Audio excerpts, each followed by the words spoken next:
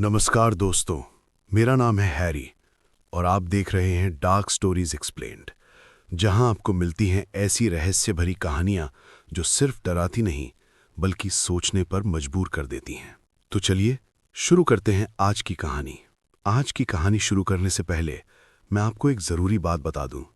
ये कहानी का दूसरा पार्ट है, इसलिए अगर आपने अभी तक इसका पहला पार्ट नहीं देखा है तो आज की कहानी समझने में आपको थोड़ी मुश्किल हो सकती है। इसलिए मैं आपसे रिक्वेस्ट करता हूं कि आज की कहानी देखने से पहले पहला पार्ट ज़रूर देखिए। लिंक आपको डिस्क्रिप्शन में मिल जाएगा। तो चलिए अब शुरू करते हैं आज की कहानी। अब तक की कहानी में आपने सुना था कि कैसे कर्नल साहब को एक बिना नाम का खत मिला और उसके कुछ ही दिन बाद उनकी हत्या उनके ही स्टडी रूम में कर दी गई। अब कहानी में आगे। कर्नल साहब की लाश के पास घुटनों के बल बैठे हुए हेनरी ने मार्कल की तरफ देखते हुए धीमी और भारी आवाज में कहा, मार्कल, हमें पुलिस को खबर करनी होगी। तुम जाओ और पॉल को भेजो कि वो पुलिस को यहां बुला लाए। और हां, उसे कुछ और मत बताना, बस इतना कहना कि पुलिस को तुरंत यहां ले आए। मार्कल ने हेनरी के चेहरे पर छाई घबराहट और उलझन को देखा और बिना एक पल भी गवाए सिर हिलाकर वहां से निकल गया। मार्कल तेज कदमों से घर से बाहर निकला और बारिश से भीगे बगीचे को लगभग भागते हुए पार कर गया। वो पॉल के कमरे के दरवाजे पर पहुंचा और जोर जोर से दस्तक देने लगा। पॉल, उठो, उठो पॉल, पॉल। अंदर पॉल अचानक हुई इस तेज दस्तक से बुरी तरह घबरा गया। उसने ऊंची आवाज में भीतर से पूछा, कौन है, क्या चाहिए? अरे पॉल, मैं हूं मार्कल, दरवाजा खोलो जल्दी। पॉल ने घबराते हुए धीरे से दरवाजा खोला। सामने हाफते हुए मार्कल को देखकर वो कुछ कह पाता उससे पहले ही मार्कल बोला, पॉल, तुरंत पुलिस स्टेशन जाओ और वहां जो भी ड्यूटी अफसर मिले उसे फौरन यहां आने को। पुलिस? पॉल ने मार्कल की बात बीच में काटते हुए हैरानी से पूछा। मार्कल ने अपनी बात पर जोर देते हुए कहा, पॉल, क्या और क्यों का जवाब मैं तुम्हें बाद में दूंगा। अभी तुम जाओ, पुलिस को बुला कर ले आओ और जल्दी जाना, रस्ते में कहीं रुकना मत। पॉल थोड़ी परेशानी और उलझन के साथ सोचता हुआ अपना रेनकोट उठाकर कमरे से बाहर निकल पड़ा। तभी वो अचानक पीछे मुड़ा और मार्कल से बोला, मैं वहां जाकर कहूंगा क्या कि उन्हें क्यों बुलाया गया है इतनी रात में? इस पर मार्कल ने थोड़ा हिचकिचाते हुए कहा, उन्हें कहना कि कर्नल साहब ने उन्हें बुलाया है। पॉल ने अपना रेनकोट पहना और धीमे कदमों से घर से बाहर निकल गया। कुछ ही पलों में वो अंधेरे में गुम हो गया। उसे जाते हुए देखते हुए मार्कल एक पल के लिए मुड़ा और हवेली की ओर देखने लगा। चारों तरफ एक अजीब सी खामोशी फैली हुई थी, ऐसी खामोशी जैसी अक्सर आने वाले तूफान से पहले हुआ करती है। यही सब सोचते हुए मार्केल वापस घर के अंदर आ गया। उसने हेनरी को सीढ़ियों के पास खड़े हुए पाया। मार्केल बोला, सर, पॉल को पुलिस बुलाने भेज दिया है। हेनरी ने हामी में सिर हिलाया और पास रखी कुर्सी पर आकर बैठ गया। करीब आधे घंटे बाद घर के बाहर घोड़ों की टापों की आवाज सुनाई की। मार्केल ने दरवाजा खोला। पॉल अंदर आते ही बोला, मार्केल, पुलिस आ गई है। कर्नल साहब कहाँ हैं, उन्हें बता दो, और मैं इंस्पेक्टर एंथनी को भी साथ ले आया हूं। तब तक इंस्पेक्टर एंथनी भी घर के अंदर दाखिल हो चुके थे। उन्होंने हैरानी से मार्केल की ओर देखते हुए पूछा, आखिर बात क्या है? इतनी रात को पॉल को भेजने की क्या जरूरत पड़ गई? सब ठीक तो है ना? कर्नल साहब कहाँ हैं?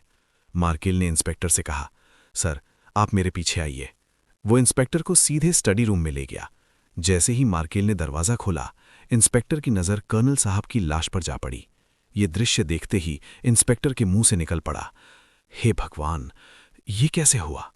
बूढ़ा माली पॉल, जिसे अब तक पता ही नहीं था कि घर में क्या हो चुका है, स्टडी रूम के दरवाजे से अंदर झांकते हुए बोला, अरे, इतनी ठंडी मौसम में कर्नल साहब ऐसे जमीन पर क्यों लेटे हैं? ये कहते हुए पॉल सबके चेहरों को हैरानी से देखने लगा। मार्केल पॉल को एक तरफ ले गया और उसे समझाया कि कर्नल साहब की मौत हो चुकी है। ये सुनते ही पॉल अपना सिर पीटने लगा और बीच बीच में तेज आवाज में बड़बड़ाने लगा, अरे भगवान, ये क्या हो गया? अब क्या होगा? वो हमारे अन्नदाता थे। उसे बड़ी मुश्किल से संभाला गया और फिर उसे घर से बाहर ले जाया गया।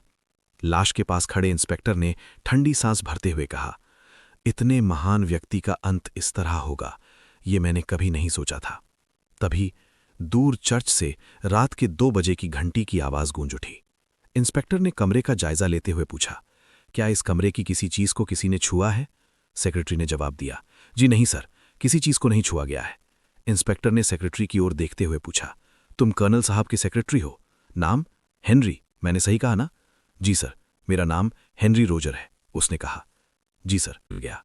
इंस्पेक्टर ने लाश को करीब से देखा और धीमी आवाज में कहा, वार सटीक था, एक ही वार और खेल खत्म। उसने अपने सिपाहियों को इशारा किया और लाश को पोस्टमार्टम के लिए भेज दिया गया और फिर उसने कमरे की जांच करना शुरू किया। कमरे की हालत बिल्कुल नॉर्मल थी। कहीं से भी ऐसा नहीं लग रहा था कि यहां किसी तरह की झड़प हुई हो या किसी सामान की चोरी की गई हो। कर्नल साहब की सोने से बनी पॉकेट वॉच पास की मेज पर रखी थी और स्टडी रूम में रखे कीमती फूलदान भी अपनी जगह सुरक्षित थे। ये साफ था कि हत्या चोरी के मकसद से नहीं की गई थी। अब इंस्पेक्टर ने घर वालों से पूछताछ शुरू की। पूछताछ के लिए उसने सबसे पहले माली को बुलाया। तुम्हारा नाम क्या है? इंस्पेक्टर ने पूछा। पॉल, माली ने ऊंची आवाज में कहा। इंस्पेक्टर को अब तक उसके बहरेपन का अंदाजा हो चुका था। उसने भी उसी तेज आवाज में पूछा, तुम रात को कहाँ थे? सर, मैं अपने कमरे में सो रहा था, मुझे मार्केल ने उठाया था और आपको बुलाने भेजा था, पॉल ने जवाब दिया। क्या तुमने कल रात किसी और को इस घर के आसपास देखा था? इंस्पेक्टर ने पूछा। नहीं, मैंने नहीं देखा, पॉल ने थोड़ा सोचकर कहा। क्या कल कुछ अजीब हुआ था? मतलब कुछ ऐसा जो पहले कभी नहीं देखा हो? पॉल ने जोर डालकर याद किया और बोला, मैंने कल जैक को पीटर के साथ लड़ते देखा था, पर किस बात पर ये मुझे नहीं पता। इंस्पेक्टर ने अपनी नोटबुक में कुछ लिखते हुए पूछा, ये दोनों कौन है? जैक गांव का नाई है और पीटर लोहार, पॉल ने जवाब दिया। इतना सुनते ही इंस्पेक्टर को गुस्सा आ गया। उसने जोर से मेज पर हाथ पटकते हुए कहा, पॉल, मैं तुमसे इस घर के बारे में पूछ रहा हूं, किसी गांव की लड़ाई के बारे में नहीं। इंस्पेक्टर के अचानक भड़कने से पॉल सहम गया। कुछ देर चुप रहने के बाद बोला, सर, मैंने कुछ नहीं देखा, मुझे कुछ नहीं पता। इंस्पेक्टर समझ गया कि पॉल पर वक्त बर्बाद करने का कोई फायदा नहीं है। उसने उसे जाने को कहा और अपना स्मोक पाइप सुलगाते हुए सिपाही को इशारा किया कि बटलर को अंदर भेजा जाए। खिड़की के पास खड़े इंस्पेक्टर ने पूछा, मार्केल, तुम कल रात कहाँ थे? सर, मैं अपने कमरे में था, बटलर ने जवाब दिया। लाश सबसे पहले तुमने देखी थी? इंस्पेक्टर ने पूछा। तुम अपने कमरे में कितने बजे गए थे? उसने अगला सवाल किया। जी, रात का काम खत्म करने के बाद करीब 10 बजे मैं अपने कमरे में सोने चला गया था और फिर। बटलर अचानक चुप हो गया। और फिर? इंस्पेक्टर ने उसकी ओर देखते हुए कहा। और फिर क्या हुआ? बटलर ने कहना शुरू किया। करीब रात 12 बजे मेरी नींद अचानक एक तेज आवाज से खुली। मुझे लगा शायद तूफान की वजह से कोई खिड़की टकराई होगी। मैं अपने कमरे से बाहर आया और देखा कि नीचे स्टडी रूम में अब भी रोशनी थी। कर्नल साहब इतनी देर रात तक जागने के आदी नहीं थे। मैं उन्हें देखने के लिए स्टडी रूम का दरवाजा खोलकर अंदर गया और उन्हें जमीन पर पड़ा पाया। इसके बाद मैंने सेक्रेटरी साहब को उठाया। ये कहते हुए बटलर के माथे पर पसीना साफ दिख रहा था और उसके चेहरे पर घबराहट भी। इंस्पेक्टर ने अपनी नोटबुक में कुछ लिखा और बटलर को वापस भेज दिया। अब बारी थी सेक्रेटरी हेनरी की। उसके आते ही इंस्पेक्टर ने पूछा, हेनरी, तुम कर्नल साहब के कितने साल से हो? सर, पिछले 4 साल से, हेनरी ने धीमी आवाज में कहा। इंस्पेक्टर ने कुछ नोट किया और पूछा, कल रात तुम कहाँ थे? सर, मैं अपने कमरे में था, हेनरी ने तुरंत जवाब दिया। क्या कल कुछ ऐसा हुआ था जो हमारी जांच में काम आ सके? इंस्पेक्टर ने पूछा। हेनरी ने कुछ देर सोचा और फिर बोला, नहीं सर, मेरी नज़र में ऐसा कुछ नहीं हुआ। क्या तुम्हें किसी पर शक है? इंस्पेक्टर ने आखिरी सवाल किया। हेनरी कुछ पल चुप रहा, फिर बोला, नहीं सर, मुझे किसी पर शक नहीं है। इंस्पेक्टर ने अपनी घड़ी देखी। समय था रात के 2:50। उसने अपना हैट पहना और कहा, जब तक जांच पूरी नहीं हो जाती कोई भी इस घर से बाहर नहीं जाएगा। जाते जाते उसने अपने सिपाहियों को कुछ निर्देश दिए और वहां से चला गया। सुबह होते ही इस कत्ल की खबर पूरे गांव में फैल गई। हर कोई इस हादसे पर हैरानी और अफसोस जता रहा था। उधर डॉक्टर चार्ल्स, जो कर्नल साहब का दोस्त था और इस वक्त अपनी पत्नी के साथ उनके भाई से मिलने पास के शहर गया हुआ था, उसे उसकी क्लिनिक की असिस्टेंट पैट्रिशिया ने एक टेलीग्राम भेजकर इस हादसे की खबर दी। खबर मिलते ही डॉक्टर पहली ट्रेन से वापस गांव आ गया और सीधे कर्नल साहब की हवेली पहुंचा। अंदर जाते ही उसकी मुलाकात इंस्पेक्टर एंथनी से हुई। इंस्पेक्टर उस समय स्टडी रूम में अपने सिपाहियों के साथ जांच में व्यस्त था। डॉक्टर चार्ल्स ने अफसोस भरे लहजे में पूछा, इंस्पेक्टर साहब, ये सब कैसे हुआ? इंस्पेक्टर ने अब तक की पूरी घटना उसे समझा दी और फिर कहा, अब जब आप आ ही गए हैं तो आपसे भी कुछ सवाल करने होंगे। डॉक्टर ने थोड़ा हैरान होकर कहा, मुझसे सवाल? लेकिन मैं तो अभी अभी आया हूं। इंस्पेक्टर ने उसकी बात काटते हुए कहा, डॉक्टर साहब, ये एक जांच है और इसके दायरे में हर वो शख्स आता है जो कर्नल साहब के करीब था। आप अपनी पत्नी के साथ उनके भाई से मिलने कब गए थे? इंस्पेक्टर ने पूछा। मैं कल रात 9 बजे की गाड़ी से लेक्सियन गया था। आप इसकी पुष्टि रेलवे टिकट क्लर्क से करवा सकते हैं, डॉक्टर ने जवाब दिया। आपको इस मर्डर की खबर किसने दी? आप तो गांव से बाहर थे, इंस्पेक्टर ने नोटबुक में लिखते हुए पूछा। मेरी असिस्टेंट पेट्रिशिया ने टेलीग्राम भेजकर बताया, डॉक्टर ने कहा। पेट्रिशिया, अच्छा, और क्या आपको किसी पर शक है या कर्नल साहब ने कभी किसी धमकी या परेशानी का जिक्र आपसे किया था? इंस्पेक्टर ने नोटबुक बंद करते हुए पूछा। डॉक्टर चार्ल्स ने धीमी आवाज में कहा, कर्नल साहब मेरे बहुत अच्छे दोस्त थे, लेकिन उस खत के अलावा मेरी जानकारी में उन्हें कभी किसी से कोई खतरा नहीं था। गांव में सब लोग उनकी इज्जत और सम्मान करते थे। क्या आपको किसी पर शक है? इंस्पेक्टर ने पूछा। डॉक्टर चार्ल्स ने कुछ पल सोचा, फिर बोला, नहीं सर, मुझे किसी पर शक नहीं है। इसी बीच एक सिपाही इंस्पेक्टर के पास आया और उसके कान में कुछ फुसफुसाया। ये सुनते ही इंस्पेक्टर चौंक गया। क्या वो सच बोल रहा है? उसने तेज आवाज में पूछा। उसे तुरंत पुलिस स्टेशन बुलाओ। ये कहकर वो बिना देर किए बाहर निकल गया। पुलिस स्टेशन पहुंचकर इंस्पेक्टर एंथनी ने अपने ऑफिस का दरवाजा खोला। अंदर करीब 50 साल का एक आदमी मैले कुचैले कपड़े पहने सहमा हुआ खड़ा था। इंस्पेक्टर को देखते ही उसने सलाम किया और गिड़गिड़ाने लगा, हुजूर, मेरा क्या कसूर है? मैंने कुछ नहीं किया। रात को बस थोड़ी ज्यादा पी ली थी, इसीलिए मैं उस शराब खाने के दरवाजे के आगे ही सो गया। मुझे माफ कर दीजिए, ये गलती दोबारा नहीं होगी। ये कहते कहते वो हाथ जोड़कर लगभग इंस्पेक्टर के पैरों में गिर पड़ा। इंस्पेक्टर ने कड़क आवाज में उसे रोका। सीधे खड़े हो जाओ। तुम्हारा नाम क्या है और तुम कल रात कहाँ थे? इंस्पेक्टर ने सख्त नजर से वॉल्टर को देखते हुए कहा, तुम्हें पता है, आज सुबह गश्त पर निकले मेरे एक सिपाही ने तुम्हें शराब के अड्डे के बाहर नशे की हालत में लेटे हुए बड़बड़ाते सुना था। तुम कह रहे थे कि तुमने कातिल को देखा है। अब बताओ, अगर तुम सारी रात शराब के अड्डे पर थे तो तुम्हें कैसे पता चला कि कर्नल साहब का कातिल हुआ है? सच सच बताओ, क्या देखा था तुमने? शक की सुई अपनी तरफ घूमती देख वॉल्टर के पूरे शरीर में जैसे सहरन दौड़ गई। वो हाथ जोड़कर बोला, साहब मैंने कुछ नहीं किया। आज सुबह जब मेरी नींद खुली थी तो मैंने दूध वाले को अखबार बेचने वाले से बात करते सुना कि कर्नल साहब का रात को कत्ल हो गया है। बस नींद में ही मेरे मुंह से निकल गया कि वही आदमी था जिसे मैंने देखा था। मुझे सच में कुछ नहीं पता साहब। वॉल्टर की बात सुनकर इंस्पेक्टर ने उसे घूरते हुए कहा, मुझे बहाने नहीं, जवाब चाहिए वॉल्टर। वॉल्टर ने गला साफ किया और घबराई हुई आवाज में बोला, साहब हुआ यूं कि कल रात करीब 11 बजे मैं कर्नल साहब की हवेली के पीछे वाले रास्ते से जा रहा था। तब मैंने एक आदमी को हवेली के पास वाले मैदान की तरफ देखते हुए खड़ा देखा। जैसे ही उसने मुझे आते देखा, वो तेजी से गांव की तरफ चला गया। उस वक्त मुझे इसमें कुछ अजीब नहीं लगा, लेकिन सुबह जब मैंने कत्ल की खबर सुनी तो मेरे दिमाग में यही बात आई कि हो ना हो वही आदमी कातिल होगा। साहब मैंने जो देखा वही आपको बता दिया है। फिर वो लगभग गिड़गिड़ाते हुए बोला, अब मुझे जाने दीजिए साहब, मेरी कोई गलती नहीं है और मैं वादा करता हूं आगे से शराब पीकर अड्डे के बाहर नहीं सोऊंगा।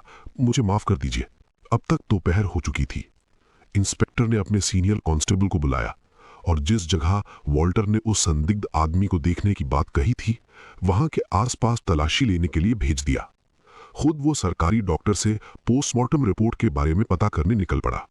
अस्पताल पहुंचते ही उसकी मुलाकात डॉक्टर फिलिप्स से हुई। डॉक्टर फिलिप्स पिछले 15 सालों से इस इलाके के जाने माने डॉक्टर थे और पुलिस की ऐसे मामलों में मदद करते आ रहे थे। औपचारिक मुलाकात के बाद इंस्पेक्टर ने सवाल दागा, डॉक्टर, कर्नल साहब की मौत का समय क्या रहा होगा? डॉक्टर फिलिप्स ने एक कागज इंस्पेक्टर की तरफ बढ़ाते हुए कहा, मेरी राय में मौत करीब रात 11 बजे से 12 बजे के बीच हुई है। इंस्पेक्टर ने कागज पर नजर दौड़ाई। उसके दिमाग में तुरंत कई तस्वीरें उभर आईं। वही वक्त जब बटलर ने शोर सुनने की बात कही थी, वही वक्त जब वॉल्टर ने पीछे के रास्ते से गुजरने का जिक्र किया था। ये सब जानने के बाद इंस्पेक्टर ने डॉक्टर से विदा ली और वापस उसी जगह पहुंचा जहां उसका सीनियर कांस्टेबल अपने कुछ साथियों के साथ वॉल्टर द्वारा बताई गई जगह पर जांच कर रहा था। इंस्पेक्टर ने पूछा, पीटर, कुछ मिला? पीटर ने सर हिलाते हुए कहा, नहीं सर, अभी तक तो कुछ खास नहीं मिला। बस यहाँ कुछ पैरों के निशान हैं, लेकिन ये शायद गांव वालों के ही हैं जो इस कच्चे रास्ते से आने जाने के लिए इस्तेमाल करते हैं। इंस्पेक्टर ने उन्हें तलाश जारी रखने का आदेश दिया और खुद कर्नल साहब की हवेली की तरफ चल पड़ा। अंदर पहुंचकर उसने मार्केल से पूछा, मार्केल, क्या कल रात कर्नल साहब से कोई मिलने आया था? करीब 10 बजे के आसपास? मार्केल ने नामे सर हिलाते हुए कहा, नहीं सर, उस वक्त कोई भी उनसे मिलने नहीं आया था। इसी बीच एक कांस्टेबल हाफते हुए वहां पहुंचा और बोला, सर, आपको सीनियर कांस्टेबल बुला रहे हैं, उन्हें कुछ मिला है। वो भी तेज कदमों से उस कांस्टेबल के साथ बाहर निकल पड़ा। वहां पहुंचते ही उसने सीनियर कांस्टेबल से पूछा, क्या बात है, क्या मिला है तुम लोगों को? सीनियर कांस्टेबल ने कहा, सर, हमें एक रेनकोट मिला है और उसकी जेब से ये खंजर मिला है। इंस्पेक्टर ने ध्यान से खंजर को देखा। उसकी आंखों में एक पल के लिए गंभीर चमक आ गई। फिर उसने खंजर को वापस उसी रेनकोट के अंदर रखा और तुरंत उसे डॉक्टर फिलिप्स के पास जांच के लिए भिजवा दिया। दिन भर की भाग दौड़ से थका हुआ इंस्पेक्टर अपने घर लौट गया और जाकर सो गया। शाम करीब 6 बजे उसके दरवाजे पर दस्तक हुई। दरवाजा खोलते ही उसने डॉक्टर चार्ल्स को सामने खड़ा पाया। उन्हें देखकर वो थोड़ा चौंका और बोला, अरे डॉक्टर, आप? डॉक्टर ने हल्की मुस्कान के साथ कहा, बस आपसे मिलने का मन किया तो आ गया। क्या आप बिजी थे? नहीं, बस यूं ही आंख लग गई थी, इंस्पेक्टर ने कहते हुए उन्हें अंदर आने को कहा। दोनों अंदर आकर सोफे पर बैठ गए। डॉक्टर ने कहा, आप इस केस पर बहुत मेहनत कर रहे हैं, क्या कुछ पता चला ये किसने किया? इंस्पेक्टर ने एक लंबी सांस लेते हुए कहा, अभी तक तो नहीं, लेकिन जांच चल रही है, बहुत जल्द सब कुछ साफ हो जाएगा। फिर उसने बात जारी रखते हुए पूछा, डॉक्टर साहब, आपसे एक बात पूछनी थी। क्या आपको लगता है कि ये किसी करीबी इंसान का किया हुआ काम हो सकता है? इस सवाल पर डॉक्टर ने इंस्पेक्टर के चेहरे को ध्यान से देखा और कहा, सर देखिए, वैसे तो कर्नल साहब बहुत सज्जन किस्म के इंसान थे, बहुत लोगों की मदद भी करते थे, लेकिन कभी कभी उनका गुस्सा कुछ ज्यादा ही सख्त हो जाता था, जैसे एक बार हेनरी के साथ। हेनरी का नाम सुनते ही इंस्पेक्टर चौंक पड़ा। हेनरी? उसने बीच में रोका। जी हाँ, डॉक्टर ने कहा, एक बार हेनरी से हिसाब किताब में कोई गलती हो गई थी। इस पर कर्नल साहब उस पर बहुत ज्यादा भड़क गए थे। उन्होंने उसे इतनी खरी खोटी सुनाई कि उसके गुजर चुके पिता तक को नहीं बख्शा। यहां तक कह दिया था, तू एक नालायक बाप की नालायक औलाद है। डॉक्टर ने एक पल रुककर आगे कहा, उस दिन के बाद से हेनरी के स्वभाव में बदलाव आ गया था। वो चुप चुप रहने लगा था, जैसे भीतर ही भीतर कुछ टूट गया हो। इसके बाद इंस्पेक्टर और डॉक्टर के बीच इधर उधर की कुछ बातें हुईं। दोनों ने साथ में एक एक ड्रिंक ली और फिर डॉक्टर वापस चला गया। अगली सुबह इंस्पेक्टर अपने दफ्तर के कमरे में बैठा कुछ कागजी काम कर रहा था। तभी एक कांस्टेबल गांव के चौकीदार एल्बर्ट को लेकर उसके पास आया और बोला, सर, एल्बर्ट आपसे कुछ कहना चाहता है। इंस्पेक्टर ने अपनी स्मोक पाइप एक तरफ रखते हुए कहा, क्या बात है एल्बर्ट? एल्बर्ट घबराया हुआ खड़ा था। उसने हिचकिचाते हुए कहा, सर, मैं आपको कुछ बताना चाहता हूँ। जब मुझे पता चला कि आपने वॉल्टर को उठा लिया है और उससे पूछताछ की है, तब से मैं पास के जंगल में छिपा हुआ था। मैं बहुत गरीब आदमी हूं सर, इस खून के मामले में फंसना नहीं चाहता था। एल्बर्ट बुरी तरह कांप रहा था। उसने आगे कहा, सर, जिस रात कर्नल साहब की हत्या हुई, उसी रात मैं करीब 10 बजे से पहरे पर था। लगभग 10:30 बजे जब मैं हवेली के पीछे वाले रास्ते से गुजर रहा था, तो मैंने उनके सेक्रेटरी हेनरी को घर से बाहर जाते हुए देखा था। उस वक्त बारिश बहुत तेज हो रही थी, इसलिए मैं आगे नहीं बढ़ा और एक पेड़ के नीचे खड़ा होकर बारिश कम होने का इंतजार करता रहा। उसके बाद मैं वापस मुड़ गया। फिर जब करीब 11 बजे दोबारा उधर से निकला तो मुझे वॉल्टर मिला। वो शराब के अड्डे की तरफ जा रहा था। इंस्पेक्टर ने गंभीर नजर से एल्बर्ट को देखते हुए पूछा, क्या तुम सच कह रहे हो? एल्बर्ट ने जल्दी से सिर हिलाया। जी सर, मैं सच कह रहा हूं, मैं आपके सामने झूठ बोलने नहीं आया हूं। इतना सुनते ही इंस्पेक्टर खड़ा हो गया। उसने एल्बर्ट से जाने से पहले उसका नाम और पता लिखवाया और फिर अपने साथियों के साथ कर्नल साहब की हवेली की ओर निकल पड़ा। हवेली पहुंचते ही उसने सबसे पहले मार्केल से पूछा, हेनरी कहाँ है? मार्केल ने जवाब दिया, सेक्रेटरी साहब अपने कमरे में है सर, आइए मैं आपको वहां तक ले चलता हूं। ये कहते हुए उसने रास्ता दिखाया। मार्केल के दरवाजे पर दस्तक देने से पहले ही इंस्पेक्टर ने जोर से धक्का देकर दरवाजा खोल दिया।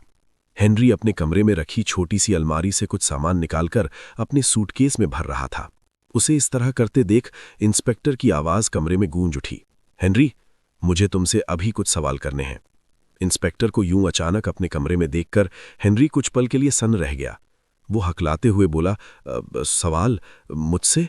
पर उसकी बात पूरी होने से पहले ही इंस्पेक्टर ने अपने कांस्टेबल की तरफ इशारा करते हुए कहा, इसे तुरंत नीचे ले जाओ। कांस्टेबल भारी कदमों से अंदर आया और हेनरी के पास आकर खड़ा हो गया। हेनरी बिना कुछ कहे चुपचाप उसके साथ बाहर वाले हॉल की तरफ चल पड़ा। बाहर पहुंचते ही कांस्टेबल हेनरी को सामने वाले कमरे में ले गया और उसे एक कुर्सी पर बैठा दिया। कमरे में हल्की सी खामोशी छा गई थी, जिसे सिर्फ बाहर की हवा की सरसराहट तोड़ रही थी। इंस्पेक्टर खिड़की के पास खड़ा होकर बाहर देखने लगा। कुछ पल बाद बिना उसकी तरफ देखे ही उसने धीमी लेकिन सख्त आवाज में पूछा, हेनरी, जिस दिन ये कत्ल हुआ उसके ठीक 1 हफ्ते पहले तुमने इंग्लैंड जाने के लिए जहाज का टिकट क्यों बुक कराया था? ये सुनते ही हेनरी जैसे पत्थर का हो गया। उसका चेहरा एकदम सफेद पड़ गया और वो उसी कुर्सी पर जड़ की तरह जम गया। हेनरी ने सूखा गला साफ किया और नजरें झुकाते हुए बोला, जी वो मैं नए अवसरों की तलाश में इंग्लैंड जाना चाहता था, इसीलिए मैंने ये टिकट बुक कराया था। इंस्पेक्टर धीरे धीरे उसकी तरफ मुड़ा। उसकी आंखों में वो ठंडा सा सख्तपन था जो झूठ और सच के बीच का फर्क सूंघ लेता है। नए अवसर, उसने दोहराया, और ये ख्याल तुम्हें ठीक उसी वक्त आया जब इस घर में एक कत्ल होने वाला था। हेनरी की उंगलियां कुर्सी के हत्थे को जोर से भींचने लगीं। उसके माथे पर पसीने की हल्की बूंदें चमकने लगीं, लेकिन वो अब भी चुप था। हेनरी ने अपनी बात समझाने के लिए कहा, सर, ये सफ़र मैंने कई महीनों पहले ही सोच रखा था, लेकिन कर्नल साहब ने मुझे कुछ वक्त रुकने के लिए कहा था, क्योंकि वो एक नए सेक्रेटरी की तलाश में थे। उनका कहना था कि जब नया सेक्रेटरी काम संभाल लेगा तभी मुझे यहाँ से जाने की इजाज़त मिलेगी। वो एक पल के लिए रुका, जैसे शब्दों को ठीक से चुन रहा हो, फिर बोला, पिछले हफ्ते मैंने कर्नल साहब से दोबारा अपने जाने की बात की थी और इस बार उन्होंने मुझे इजाज़त दे दी थी। इसी वजह से मैंने ये टिकट बुक करवाई थी। हेनरी की बात सुनते ही इंस्पेक्टर ने उसकी ओर देखा और कहा, क्या तुम्हारे पास इस बात का कोई सबूत है कि तुमने ये टिकट कई महीनों पहले से सोच रखी थी? वो एक पल रुका, फिर बोला, और सबसे बड़ी बात, इंग्लैंड कोई सस्ता मुल्क नहीं है हेनरी। वहां जाने के लिए पैसों का इंतजाम तुमने कहां से किया? जितनी मुझे जानकारी है, तुम्हारी तनख्वाह में कोई आम आदमी इंग्लैंड जाने का ख्वाब भी नहीं देख सकता। कमरे में सन्नाटा छा गया। हेनरी की नजरें झुक गईं और उसके चेहरे पर उभरी बेचैनी साफ बता रही थी कि हेनरी अभी कुछ कहने ही वाला था कि तभी इंस्पेक्टर ने बाहर खड़े कांस्टेबल को आवाज दी, एल्बर्ट, चौकीदार को अंदर भेजो, अब दूध का दूध, पानी का पानी हो जाएगा। इंस्पेक्टर की आवाज में गुस्सा भी था और पूरा यकीन भी। कमरे का माहौल एक पल में भारी हो गया और हेनरी की धड़कनें मानो तेज हो गईं। एल्बर्ट हाथ जोड़ते हुए अंदर आया और चुपचाप एक तरफ खड़ा हो गया। उसने एक पल के लिए हेनरी की ओर देखा, फिर नजरें झुका ली। इंस्पेक्टर ने सख्त पूछताछ वाले लहजे में पूछा, एल्बर्ट, क्या तुमने इसी आदमी को उस दिन घर से बाहर जाते हुए देखा था? एल्बर्ट ने नजर उठाकर हेनरी की ओर देखा और बोला, जी सर। ठीक है एल्बर्ट, तुम जा सकते हो। एल्बर्ट सिर झुकाकर बाहर चला गया। तो मिस्टर हेनरी रॉजर, इंस्पेक्टर ने सख्त लहजे में कहा, अब बताइए आपको क्या कहना है? आपके खिलाफ हर वो वजह मौजूद है जो आपको इस कत्ल से जोड़ती है। सबसे पहले, उस रात अपने कमरे में होने का झूठ, जिसकी गवाही अभी अभी गांव के चौकीदार ने आपके सामने दी है। दूसरा, कर्नल साहब के लिए आपके मन में भरी हुई रंजिश। रंजिश? हेनरी बोला, आखिर मैं उनसे रंजिश क्यों रखूंगा? अपमान। इंस्पेक्टर की आवाज और कड़क हो गई। हमें पता चल चुका है कि तुम्हारा कर्नल साहब से झगड़ा हुआ था। उन्होंने तुम्हें और तुम्हारे पिता को बुरा भला कहा था। उसी के बाद तुमने बदला लेने का ये खेल रचा और उन्हें मार डाला। इस पर हेनरी ने कहा, सर, हाँ, मैं मानता हूं कि उस रात मैं घर से बाहर गया था, लेकिन मैं पट्रिशिया से मिलने गया था। पट्रिशिया? इंस्पेक्टर ने पूछा। वही पट्रिशिया जो डॉक्टर चार्ल्स के क्लिनिक में काम करती है। तुम उससे मिलने क्यों गए थे? हेनरी ने एक पल चुप रहकर कहा, सर, ये मेरा निजी मामला है। मैं आपको बस इतना ही बता सकता हूं कि मैं पट्रिशिया से मिलने गया था। हेनरी, इंस्पेक्टर ने सख्त और दबाव भरी आवाज में कहा, इस वक्त तुम शक के घेरे में हो और हर सबूत तुम्हारे खिलाफ जा रहा है, इसलिए बेहतर यही है कि सब कुछ साफ साफ बता दो। सर, मैंने कुछ नहीं किया, हेनरी बोला। बस, हाँ, मैंने आपसे एक झूठ बोला था कि मैं उस रात घर में था, लेकिन सच ये है कि मैं उस रात घर पर नहीं था। हेनरी की ये बात सुनते ही इंस्पेक्टर का गुस्सा भड़क उठा। वो चिल्लाते हुए बोला, तुम क्या मुझे बेवकूफ समझते हो? पूरे गांव में तुम ही वो शख्स हो जिसके पास कर्नल साहब को मारने की वजह थी। तुम्हारा उनसे झगड़ा हुआ था। कर्नल साहब ने तुम्हारा अपमान किया था। तुम इंग्लैंड जाना चाहते थे। तुम्हें पैसों की जरूरत थी और ऊपर से तुमने हमसे झूठ बोला। उसने मेज पर हाथ मारते हुए कहा, हर सबूत तुम्हारे खिलाफ है हेनरी। बेहतर यही होगा कि सच बोलकर अपना और हमारा समय बचाओ। खेल खत्म हो चुका है। हेनरी, सच से तुम कब तक भागते रहोगे? हेनरी की मानो आवाज ही चली गई थी। वो घबरा चुका था और बस बार बार यही कह रहा था, सर मैंने कुछ नहीं किया, आप मेरा यकीन कीजिए, कर्नल साहब के साथ मेरा परिवार पिछले कई सालों से जुड़ा हुआ है, आप मुझ पर भरोसा कीजिए, मैंने कत्ल नहीं किया है। मैं आखिर उन्हें क्यों मारूंगा? उन्होंने मुझे हमेशा अपने बेटे की तरह रखा था, मैंने उनसे बहुत कुछ सीखा है, वे मेरे गुरु थे। बस हेनरी, बहुत हुआ, इंस्पेक्टर ने कहा, अगर तुम सच सीधे सीधे नहीं बताओगे तो हमें सच निकलवाने के और भी कई तरीके आते हैं। वो मुड़ते हुए बोला, सिपाहियों। 2 सिपाही अंदर आए। हेनरी, इंस्पेक्टर ने कहा, मैं तुम्हें कर्नल साहब के कत्ल के जुर्म में गिरफ्तार करता हूं।